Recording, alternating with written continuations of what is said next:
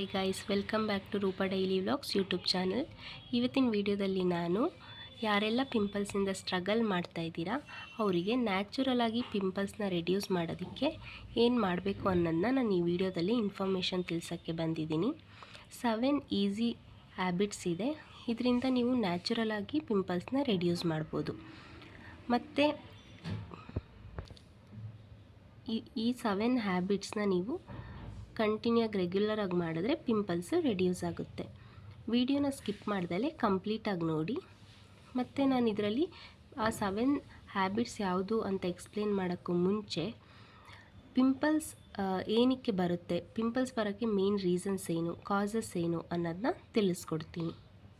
First ಕಾಸ್ ಏನಂತ ನೋಡೋಣ ಬನ್ನಿ. ಇಲ್ಲಿ ನೋಡ್ಬೋದು ನೀವು, ಕಾಸಸ್ ಫಾರ್ ಪಿಂಪಲ್ಸ್ ಅಂತ ಇದೆ. ಫಸ್ಟ್ ಪಾಯಿಂಟ್ ನೋಡೋದಾದರೆ Axis oil production. Next point ನೋಡೋದಾದರೆ ಕ್ಲೋಸ್ಡ್ ಪೋರ್ಸ್. ಅದಾದಮೇಲೆ hormonal changes, stress, poor skin care habit. 5 ಪಾಯಿಂಟ್ನ ಇಲ್ಲಿ ಮೇಯ್ನಾಗಿ ಕೊಟ್ಟಿದ್ದಾರೆ.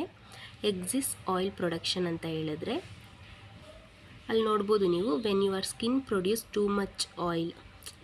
ಇವಾಗ ಕೆಲವೊಬ್ರದ್ದು ಆಯಿಲ್ ಸ್ಕಿನ್ನು ತುಂಬ ಆಯಿಲ್ ಪ್ರೊಡ್ಯೂಸ್ ಮಾಡುತ್ತೆ. ಆಟೋಮೆಟಿಕ್ಕಾಗಿ ಕೆಲವ್ರ ಸ್ಕಿನ್ನು ಆಯಿಲ್ ಪ್ರೊಡ್ಯೂಸ್ ಮಾಡುತ್ತೆ. ಅಂಥವರಿಗೆ ಈ ಪಿಂಪಲ್ ಅನ್ನೋದು ಜಾಸ್ತಿ ಇರುತ್ತೆ. ಆಯಿಲ್ ಸ್ಕಿನ್ ಅವರಿಗೆ ಪಿಂಪಲ್ ಅನ್ನೋದು ಜಾಸ್ತಿ ಇರುತ್ತೆ. ಮತ್ತು ಹಾರ್ಮೋನಲ್ ಚೇಂಜಸ್, ಯಾರಿಗೆ ಹಾರ್ಮೋನಲ್ ಚೇಂಜಸ್ ಇದೆ, ವೇರಿಯೇಷನ್ ಇದೆ, ಇಂಬ್ಯಾಲೆನ್ಸ್ ಇದೆ, ಅವರಿಗೂ ಪಿಂಪಲ್ ಅನ್ನೋದಿರುತ್ತೆ. ಮತ್ತು ಸ್ಟ್ರೆಸ್ಸಿಂದನೂ ಕೂಡ ಪಿಂಪಲ್ಸ್ ಅನ್ನೋದು ಆಗುತ್ತೆ. ಪುವರ್ ಸ್ಕಿನ್ ಕೇರ್ ಹ್ಯಾಬಿಟ್ಟು, ಯಾರು ಸ್ಕಿನ್ ಕೇರ್ ಹ್ಯಾಬಿಟ್ನ ಫಾಲೋ ಮಾಡಲ್ಲ, ಫೇಸ್ ವಾಶ್ ಮಾಡೋದಾಗಲಿ, ಕೇರ್ ಮಾಡೋದಾಗಲಿ, ಮತ್ತು ಅವ್ರ ಸ್ಕಿನ್ಗೆ ಸೂಟ್ ಆಗದಲ್ಲೇ ಇರೋ ಅನ್ಸೂಟೇಬಲ್ ಸ್ಕಿನ್ ಕೇರ್ ಪ್ರಾಡಕ್ಟ್ಸ್ನ ಯೂಸ್ ಮಾಡೋದಾಗಲಿ, ಮತ್ತು ಮಲ್ಕೊಳ್ಳುವಾಗ ಮೇಕಪ್ ಇದ್ದರೆ ಮೇಕಪ್ಪಿಂದನೇ ಮಲ್ಕೊಳ್ಳೋದಾಗಲಿ, ಇದೆಲ್ಲ ಮಾಡೋದ್ರಿಂದನೂ ಪಿಂಪಲ್ಸ್ ಆಗುತ್ತೆ. ಅದಾದಮೇಲೆ ಕ್ಲೋಸ್ಡ್ ಪೋರ್ಸ್ ಅಂತ ಇದೆ. ನೀವು ನೋಡ್ಬೋದು, ಅಲ್ಲಿ ಕೊಟ್ಟಿದ್ದಾರೆ, dead skin cells, oil and dirt can block the pores, create the perfect environment for acne. ಇದರಿಂದ ಪಿಂಪಲ್ಸು ಆಗುತ್ತೆ ಕ್ಲೋಸ್ಡ್ ಪೋರ್ಸಿಂದ, ಮತ್ತು ಆ್ಯಕ್ನಿ ಕೂಡ ಆಗುತ್ತೆ. ಈ 5 ಪಾಯಿಂಟಿಂದ ಮೇಯ್ನ್ ಪಿಂಪಲ್ಲು ಕಾಸ್ ಆಗುತ್ತೆ. ನೆಕ್ಸ್ಟು ಈ ಪಿಂಪಲ್ನ ರೆಡ್ಯೂಸ್ ಮಾಡೋದು ಹೇಗೆ ಅಂತ ನೋಡೋಣ. ನ್ಯಾಚುರಲ್ ವೇಯಲ್ಲಿ ಯಾವ ಥರ ನಾವು ಪಿಂಪಲ್ನ ರೆಡ್ಯೂಸ್ ಮಾಡ್ಬೋದು ಇನ್ ನ್ಯಾಚುರಲ್ ವೇ. ಕಾಸ್ಟ್ಲಿಯಾಗಿ ಟ್ರೀಟ್ಮೆಂಟ್ ಎಲ್ಲ ತಗೊಳ್ಳೋಕ್ಕೂ ಮುಂಚೆ ನಾವು ಯಾವ ಥರ ಟ್ರೈ ಮಾಡ್ಬೋದು ನ್ಯಾಚುರಲ್ ವೇಯಿಂದ ಅಂತ ನೋಡೋಣ. ನ್ಯಾಚುರಲ್ ವೇಯಲ್ಲಿ ಬೇಗ ಆಗಿಲ್ಲ ಅಂದರೂ ಲೇಟ್ ಆಗುತ್ತೆ. ರೆಗ್ಯುಲರ್ ಕಂಟಿನ್ಯೂಟಿಯಾಗಿ ನಾವು ಹ್ಯಾಬಿಟ್ನ ಮಾಡಿದ್ರೆ ಪಿಂಪಲ್ಸ್ ಅಂತೂ ರೆಡ್ಯೂಸ್ ಆಗುತ್ತೆ. ಫಸ್ಟು ಯಾವುದು ಆ ಪಾಯಿಂಟ್ ಅಂತ ನೋಡೋಣ ಬನ್ನಿ. ಫಸ್ಟ್ ಪಾಯಿಂಟ್ ನೋಡೋದಿದ್ರೆ wash your face twice a day ಅಂತ ಇದೆ. ದಿನಕ್ಕೆ 2 ಬಾರಿ ನೀವು ಫೇಸ್ ವಾಶ್ ಮಾಡೋದ್ರಿಂದ ಪಿಂಪಲ್ಸ್ನ ರೆಡ್ಯೂಸ್ ಮಾಡ್ಬೋದು. ನೀವು 2 ಬಾರಿ ದಿನಕ್ಕೆ ಫೇಸ್ ವಾಶ್ ಮಾಡೋದ್ರಿಂದ ನಿಮ್ಮದು ಆಯಿಲ್ ಸ್ಕಿನ್ ಇದ್ದರೆ ಅದು ಕಡಿಮೆ ಆಗುತ್ತೆ. ಮತ್ತು ನಿಮ್ಮ ಸ್ಕಿನ್ ಮೇಲೆ ಏನಾದರೂ ಡಸ್ಟ್ ಏನಾದರೂ ಇದ್ದರೆ ಅದು ರಿಮೂವ್ ಆಗುತ್ತೆ. ಹೀಗೆ ನೀವು ಎವ್ರಿ ಡೇ ಫೇಸ್ನ 2 ಸಲ ನೀವು ವಾಶ್ ಮಾಡೋದ್ರಿಂದ ನೀವು ಪಿಂಪಲ್ಸ್ನ ರೆಡ್ಯೂಸ್ ಮಾಡ್ಬೋದು. ಇದು ಫಸ್ಟ್ ಪಾಯಿಂಟ್ ಆಗಿದೆ. ನೆಕ್ಸ್ಟ್ ಪಾಯಿಂಟ್ ನೀವು ನೋಡ್ಬೋದು, drink enough water for clear and healthy skin. ನೀವು ವಾಟರ್ನ ಎಷ್ಟು ಕುಡಿತೀರೋ ಅಷ್ಟು ನಿಮ್ಮ ಸ್ಕಿನ್ನಿಗೆ ಇದು ಹೆಲ್ಪ್ ಆಗುತ್ತೆ. ನೆಕ್ಸ್ಟು ಪಾಯಿಂಟ್ಸ್ ಕೊಟ್ಟಿದ್ದಾರೆ ನೋಡಿ. ನೀವು ರೆಗ್ಯುಲರಾಗಿ ವಾಟರ್ ಕುಡಿಯೋದ್ರಿಂದ, ಎನಫ್ ವಾಟರ್ ಕುಡಿಯೋದ್ರಿಂದ ಏನೆಲ್ಲ ಬೆನಿಫಿಟ್ಸ್ ಇದೆ ಅಂದರೆ, flushes out toxins from the body, keep skin hydrated and glowing. ನಮ್ಮದು ಸ್ಕಿನ್, ನಾವು ನೀರು ಕುಡಿಯೋದ್ರಿಂದ ನಮ್ಮ ಬಾಡಿ ಹೈಡ್ರೇಟೆಡ್ ಆಗಿದ್ದರೆ ನಮ್ಮ ಸ್ಕಿನ್ ಕೂಡ ಗ್ಲೋಯಿಂಗ್ ಆಗಿರುತ್ತೆ. Helps control oil and breakouts ಅಂತ ಇದೆ. Boosts immunity and overall health. ನಾವು ನೀರು ಎಷ್ಟು ಕುಡಿತೀವೋ ಅಷ್ಟು ನಮ್ಮ ಆರೋಗ್ಯಕ್ಕೆ ಒಳ್ಳೆಯದಾಗುತ್ತೆ. ಇದು ಪಿಂಪಲ್ನ ರೆಡ್ಯೂಸ್ ಮಾಡುತ್ತೆ. ಅಲ್ಲದೆ ಇದು ನಮ್ಮ ಹೆಲ್ತಿಗೂ ಕೂಡ ತುಂಬ ಹೆಲ್ಪ್ಫುಲ್ ಆಗಿರುತ್ತೆ. ಏನಂದರೆ ನಮಗೆ ಇಮ್ಯುನಿಟಿ ಸಿಗುತ್ತೆ. ಓವರ್ ಆಲ್ ನಮ್ಮದು ಹೆಲ್ತ್ ಚೆನ್ನಾಗಿರುತ್ತೆ. ನಮ್ಮ ಸ್ಕಿನ್ ಹೆಂಗೆ ಗ್ಲೋಯಿಂಗ್ ಆಗಿರುತ್ತೋ ಅದೇ ರೀತಿ ನಮ್ಮ ಹೆಲ್ತ್ ಕೂಡ ಚೆನ್ನಾಗಿರುತ್ತೆ ಈ ರೆಗ್ಯುಲರಾಗಿ ನೀರು ಕುಡಿಯೋದ್ರಿಂದ. ನೀರು ಕುಡಿತೀವಿ ದಿನ, ಆದರೆ ಇಲ್ಲಿ ಪಾಯಿಂಟ್ ಕೊಟ್ಟಿದ್ದಾರೆ ನೋಡಿ, ಡ್ರಿಂಕ್ ಎನಾಫ್ ವಾಟರ್. ನಿಮ್ಗೆ ಎಷ್ಟಾಗುತ್ತೆ ಅಷ್ಟು ಕುಡೀರಿ ದಿನಕ್ಕೆ ಕಂಟಿನ್ಯೂ ಆಗಿ. ಬಾಡಿನ ಡಿಹೈಡ್ರೇಟ್ ಆಗಕ್ಕೆ ಬಿಡಬೇಡಿ, ಹೈಡ್ರೇಟ್ ಆಗಿ ಇಟ್ಕೊಳ್ಳಿ. ನೆಕ್ಸ್ಟ್ ಪಾಯಿಂಟ್ ನೋಡೋದಾದರೆ don't touch or pop pimples. It can cause infection, scars and more pimples. ನಾವು ನೋಡ್ಬೋದು, ಇವಾಗ ಒಂದು ಪಿಂಪಲ್ ಇದೆ ಅಂದರೆ ಅದನ್ನ ಏನಂದರೆ ಪಾಪ್ ಮಾಡೋದು ಅಥವಾ ಟಚ್ ಮಾಡೋದು ಮಾಡ್ತೀವಿ.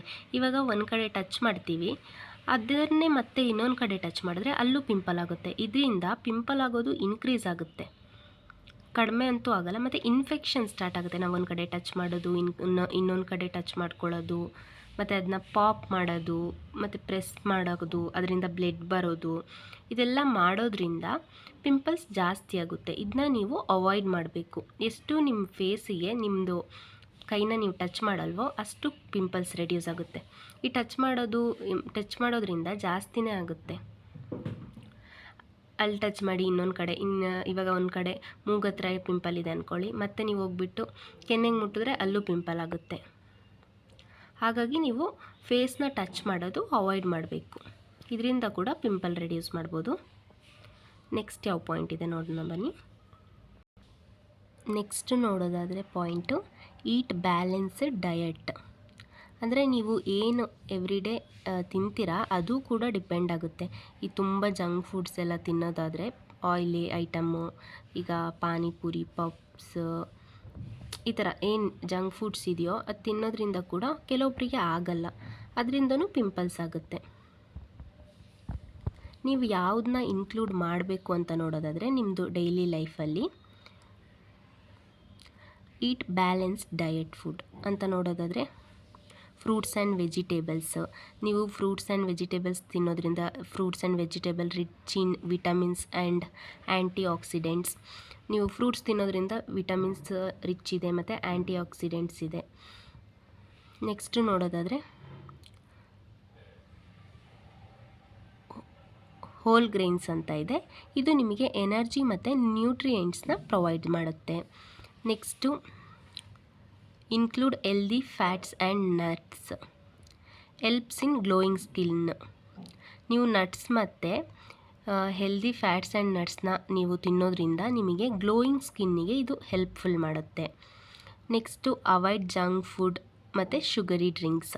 ನೀವು ನಾನು ಫಸ್ಟೇ ಹೇಳಿದ್ನಲ್ವ, ನೀವು ಅವಾಯ್ಡ್ ಮಾಡಬೇಕು ಜಂಕ್ ಫುಡ್ ತಿನ್ನೋದನ್ನ ಮತ್ತು ಶುಗರಿ ಡ್ರಿಂಕ್ಸ್ನ. ತುಂಬ ಸ್ವೀಟ್ ಶುಗರಿ ಡ್ರಿಂಕ್ಸ್ಗಳನ್ನ ಕುಡಿಯೋದನ್ನ ಅವಾಯ್ಡ್ ಮಾಡೋದ್ರಿಂದನೂ ನೀವು ಪಿಂಪಲ್ಸ್ನ ರೆಡ್ಯೂಸ್ ಮಾಡ್ಬೋದು, ಮತ್ತು ಜಂಕ್ ಫುಡ್ನ ನೀವು ಅವಾಯ್ಡ್ ಮಾಡೋದ್ರಿಂದನೂ ಪಿಂಪಲ್ಸ್ನ ರೆಡ್ಯೂಸ್ ಮಾಡ್ಬೋದು. ಮತ್ತು ನಾನು ಹೇಳ್ದಾಗೆ ಯಾವುದನ್ನೆಲ್ಲ ಆ್ಯಡ್ ಮಾಡಬೇಕಂತ ಫಸ್ಟೇ ಸ್ಟಾರ್ಟಿಂಗ್ ಹೇಳಿದ್ನಲ್ವ, fruits, vegetables, whole grains, include healthy fats and nuts. ಇದರಿಂದ ನಿಮ್ಮ ಸ್ಕಿನ್ನಿಗೆ ತುಂಬ ಹೆಲ್ಪ್ಫುಲ್ ಆಗುತ್ತೆ. ನೆಕ್ಸ್ಟ್ ಏನಂತ ನೋಡೋಣ ಬನ್ನಿ. ನೆಕ್ಸ್ಟ್ ಯಾವ ಟಿಪ್ಸ್ ಇದೆ ಅಂತ ನ್ಯಾಚುರಲಾಗಿ ಪಿಂಪಲ್ಸ್ನ ರೆಡ್ಯೂಸ್ ಮಾಡೋದಕ್ಕೆ. ನೆಕ್ಸ್ಟ್ ನೋಡೋದಾದರೆ ನಿಮ್ಮ ನಿದ್ದೆ ಕೂಡ ತುಂಬ ಇಂಪಾರ್ಟೆಂಟ್ ಆಗುತ್ತೆ ಇದರಲ್ಲಿ. Get enough sleep 7 to 9 hours every night. ನೀವು 7 to 9 hours ತನಕ ಮಲಗೋಕ್ಕೆ ಟ್ರೈ ಮಾಡಬೇಕು ಡೈಲಿ. ಇದರಿಂದನೂ ನಿಮಗೆ ತುಂಬ ಯೂಸ್ಫುಲ್ ಇದೆ. ನೋಡೋದಾದರೆ ನೀವು ಕರೆಕ್ಟಾಗಿ every day 7 to 9 hours every night ನೀವು ಮಲಗೋದ್ರಿಂದ ಏನು ಹೆಲ್ಪ್ಫುಲ್ ಇದೆ ಅಂತ ನೋಡೋದಾದರೆ, helps skin repair and glow. ಇದು ಗ್ಲೋ ಆಗಿರೋಕ್ಕೂ ಹೆಲ್ಪ್ ಮಾಡುತ್ತೆ ಮತ್ತು ಸ್ಕಿನ್ನ ರಿಪೇರ್ ಮಾಡುತ್ತೆ. ನೆಕ್ಸ್ಟ್ ನೋಡೋದಾದರೆ boosts immunity and overall health, reduce stress and improve mood, balance hormones that effect pimples, improves energy and concentration. ನೀವು ಎವ್ರಿ ಡೇ 7 to 9 hours ಮಲಗೋದ್ರಿಂದ ನೋಡಿ ನಿಮಗೆ ಸ್ಕಿನ್ ಗ್ಲೋಗೆ ಹೆಲ್ಪ್ ಮಾಡುತ್ತೆ, ಮತ್ತು ನಿಮ್ಮ ಹೆಲ್ತಲ್ಲಿ ಇಮ್ಯುನಿಟಿ, ಓವರ್ ಆಲ್ ಹೆಲ್ತ್ಗೆ ಇದು ಹೆಲ್ಪ್ಫುಲ್ ಮಾಡುತ್ತೆ. ನೀವು ನಿದ್ದೆ ಮಾಡೋದ್ರಿಂದ ನಿಮ್ಮದು ಸ್ಟ್ರೆಸ್ ರೆಡ್ಯೂಸ್ ಆಗುತ್ತೆ. ನಿಮ್ಮ ಸ್ಟ್ರೆಸ್ ರೆಡ್ಯೂಸ್ ಆದರೆ ನಿಮ್ಮ ಪಿಂಪಲ್ ಕೂಡ ರೆಡ್ಯೂಸ್ ಆಗುತ್ತೆ. ಮತ್ತು ಇಂಪ್ರೂವ್ ಮೂಡ್. ಇವಾಗ ಮೂಡ್ ಸ್ವಿಂಗ್ಸ್ ಇರುತ್ತೆ, ಚೆನ್ನಾಗಿ ನಿದ್ದೆ ಮಾಡಿಲ್ಲ ಅಂದರೆ ಮೂಡ್ ಸ್ವಿಂಗ್ ಆಗುತ್ತೆ ಒಂದು ಟೈಮು, ಅದನ್ನ ರೆಡ್ಯೂಸ್ ಮಾಡುತ್ತೆ. Balance hormones that effect pimples. ಯಾವ ಹಾರ್ಮೋನ್ಸು ಪಿಂಪಲಿಗೆ ಅಫೆಕ್ಟ್ ಮಾಡುತ್ತೆ ಆ ಹಾರ್ಮೋನ್ನ ಇದು ಬ್ಯಾಲೆನ್ಸ್ ಮಾಡುತ್ತೆ. Improve energy and concentration. ನಿಮ್ಮದು ಎನರ್ಜಿನ ಇಂಪ್ರೂವ್ ಮಾಡುತ್ತೆ, ಮತ್ತು ಕಾನ್ಸಂಟ್ರೇಷನ್, ಕೆಲವೊಬ್ಬರಿಗೆ ಕಾನ್ಸಂಟ್ರೇಷನ್ ಇರಲ್ಲ, ಕಾನ್ಸಂಟ್ರೇಷನ್ನೂ ಇದು ಇಂಪ್ರೂವ್ ಮಾಡುತ್ತೆ.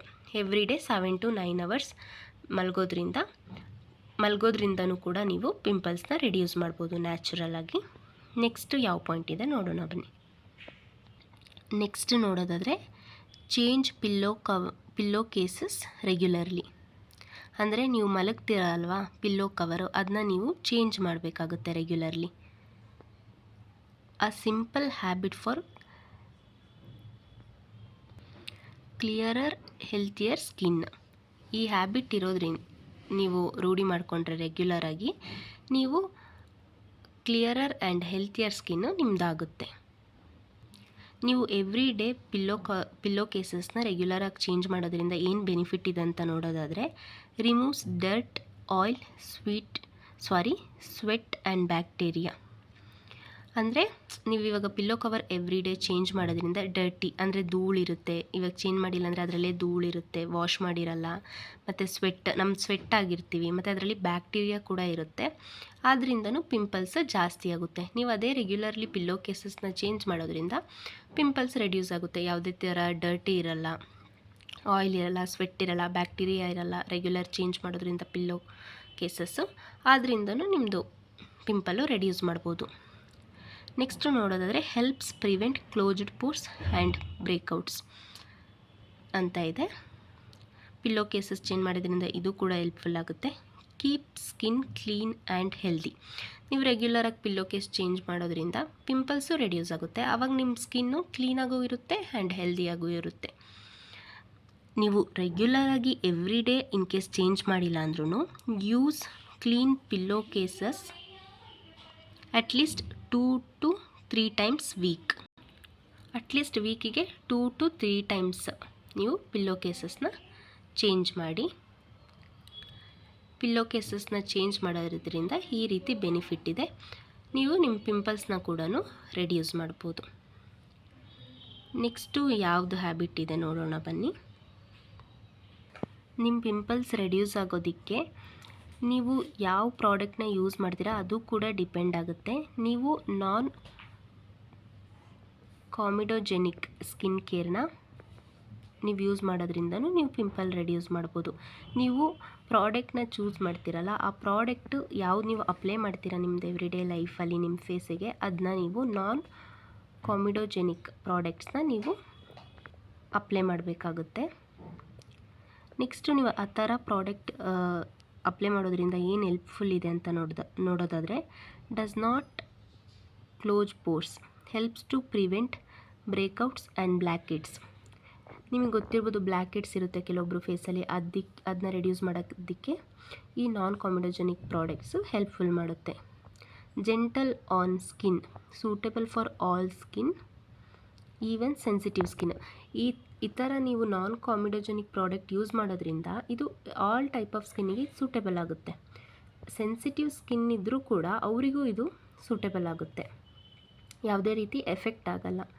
Support clear healthy skin, reduce the chance of acne and irritation.